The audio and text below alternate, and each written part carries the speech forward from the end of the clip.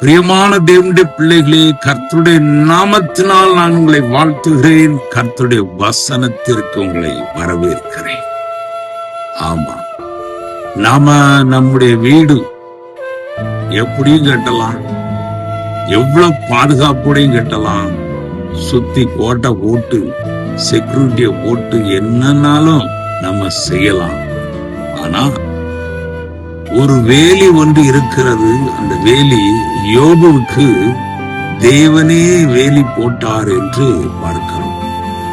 அங்கே அந்த வேலியை யாரு பார்க்கிறார்? பிசாசுக்கு தெரியும் தேவன் இவனை பாதுகாத்து வருகிறார் என்று சொல்லி.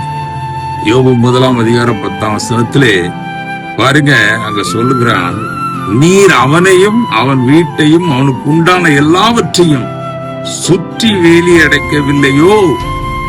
அவன் கைகளின் கிரியை ஆசீர்வதித்தீர், அவனுடைய சம்பத்து தேசத்தில் பெருகிற்று. தேவன் நமக்கு வேலி போட்டு நம்மை ஆசீர்வதித்து நம்முடைய சம்பத்தை பெருகச் செய்கிற தேவன் நமக்கு உண்டு என்பதை நாம் மறந்து போக வேண்டாம்.